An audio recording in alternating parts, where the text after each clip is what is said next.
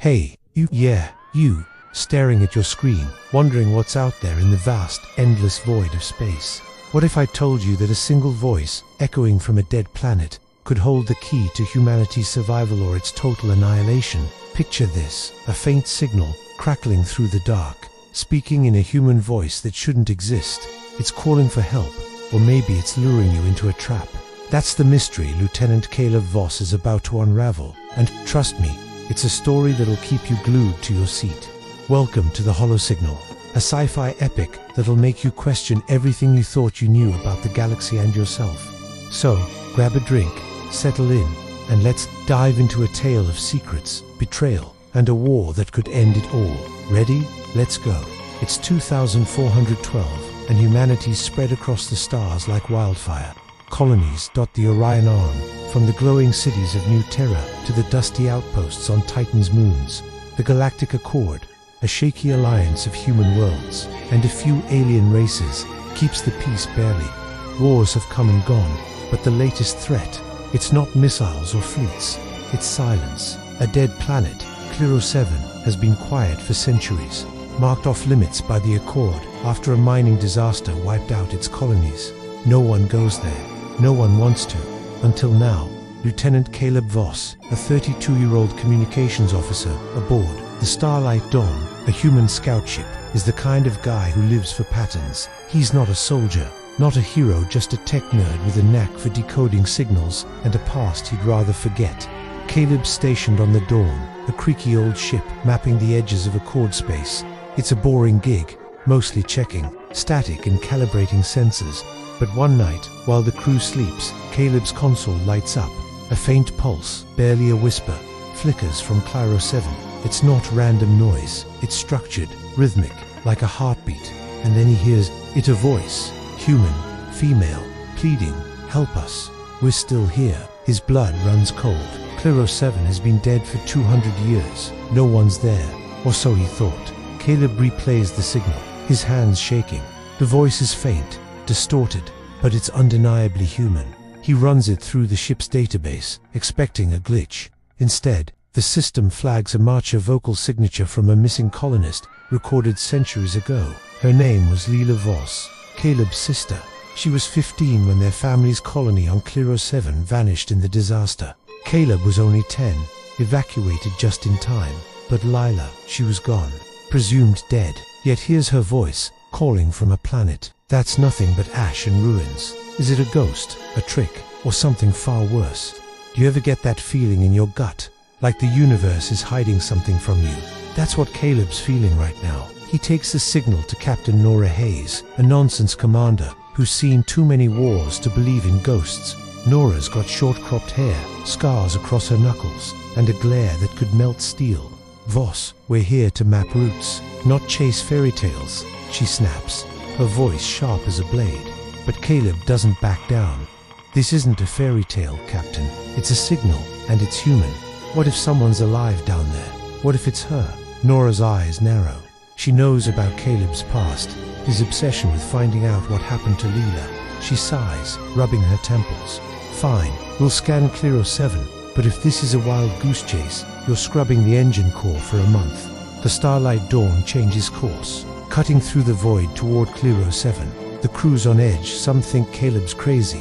Others whisper about the planet's curse. Cliro 7 was a mining hub until a reactor meltdown turned it into a graveyard. The official story, a freak accident. But rumors persist of something else, something alien. Caleb ignores the chatter, his mind racing. Why is Leela's voice coming through now, and what's waiting on that dead world? As the ship enters orbit, sensors pick up something odd. Faint energy readings from the planet's surface, pulsing in sync with the signal. It's no glitch. Something's down there, and it's awake. What would you do if you heard a loved one's voice calling from the grave? Would you answer, even if it meant risking everything? Caleb's about to find out. The Dawn lands on Cliro's cracked, grey surface, kicking up clouds of ash that cling to the ship like ghosts. The planet is a wasteland, jagged rocks, skeletal ruins, and a sky the color of bruised steel. Caleb leads a small team, himself, Nora, and Dr. Aisha Patel, the ship's xenobiologist, who's curious but skeptical. The signal's source is deep underground, in what used to be a mining complex. As they descend through crumbling tunnels, the air grows thick, heavy with a strange, metallic tampes. The signal gets louder, clearer, and Leela's voice echoes again. "Help us, don't let them take us." Caleb's heart hammers. He wants to believe it's her, but Aisha's scanner picks up something else: organic signatures. Alive, moving, deep in the dark. They reach a massive chamber, its walls covered in glowing, fungal-like growths that pulse like a heartbeat. Xiren, an alien race allied with the Accord, are known for their fungal biology, but they've never been linked to Clyro 7. These growths are differentalian, ancient, and wrong. At the chamber's center is a crystalline structure, in the ground, emitting the signal. It's not a machine, it's alive, its surface shifting like liquid glass. Nora's voice is tense. "Voss, what the hell is this?" Caleb doesn't know, but he feels it watching him. He approaches, and the crystal hums, projecting a hologram, a map of the galaxy, with coordinates flashing in red. And then, Leela's voice again, clearer now. "Caleb, stop them, they're coming." Before anyone can react, the chamber shakes. The fungal growths writhe, and a low guttural sound fills the air. Not human, not machine, but alive. Aisha's scanner goes wild. "It's not just a signal," she whispers. "It's a beacon, and it's broadcasting beyond Clyro 7. Nora grabs Caleb's arm. "What did you bring us into?" But Caleb's frozen, staring at the crystal. The map's coordinates point to a sector controlled by the Accord's military. Whatever this is, it's not just about Clyro 7. It's bigger, galactic. Have you ever felt like you've opened a door you can't close? That's where Caleb is right now, standing on the edge of a truth that could change everything. Back on the Dawn, the crew scrambles as the ship's sensors light up. The signal's gone interstellar, bouncing through relay stations across the galaxy. Worse, it's attracting attention. A fleet of unidentified ships leak, organic, like living coral, appears on the horizon, moving fast. They're Xiren, but not the ones the Accord knows. These are older, wilder, their hulls pulsing with the same fungal glow as the chamber. Nora orders the crew to prepare for combat, but Caleb's mind is elsewhere. The crystal's map showed a pattern, a network of dead planets like Clyro 7, all linked to something called the Archive. And Lila's voice, it's not just a recording, it's alive, tied to the crystal, tied to him. Caleb begs Nora to hold off.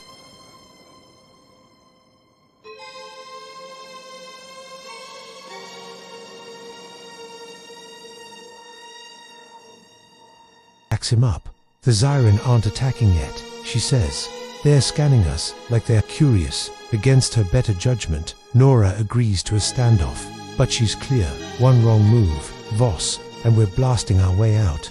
Caleb dives into the crystal's data, pulling fragments of an ancient Xiren language. It's not just a beacon, it's a warning.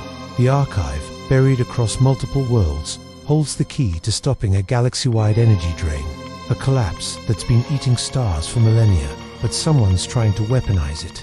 As Caleb decodes the signal, he uncovers a chilling truth. A rogue human faction, the Shadow Council, has known about the Archive for years. They've been experimenting on Clyro 7, using the disaster as a cover to tap into Xiren technology. And Lila, she wasn't lost in the meltdown. She was taken, her mind fused with the Archive's crystal network, a living interface for its power. Caleb's stomach churns. His sister's alive, but she's not human anymore. She's part of something bigger, something that could either save the galaxy or destroy it. What would you do if you found out your family was alive, but changed into something you couldn't understand? Caleb's about to make a choice that'll shake the stars. The Xiren ships close in, their fungal hulls glowing brighter. Nora's ready to fire, but Caleb pleads for time. He patches into the crystal's signal, trying to reach Lila. "If you're in there, help me," he whispers. The crystal hums, and Lila's voice responds, not pleading now, but commanding. "Stop the council. They'll burn the galaxy." The message cuts off as the Dawn's alarms blare. The Xiren are boarding, their forms shifting like liquid mold, seeping through the ship's hull. Aisha's scans confirm they're not here to kill there after the crystal. But why? Caleb, Nora, and Aisha barricade themselves in the comms room, the crystal in hand. The Xiren's telepathic presence creeps into their minds, a chorus of whispers urging surrender. Caleb fights it, focusing on Leela's voice. He decodes more of the Archive's data, It's a failsafe, designed by an ancient Zyran faction to stabilize the galaxy's energy. But the Shadow Council's experiments have corrupted it, turning it into a weapon that could drain entire systems. The Zyran boarding the Dawn aren't enemies, they're guardians, trying to protect the archive. But they don't trust humans, and for good reason. Nora's losing patience.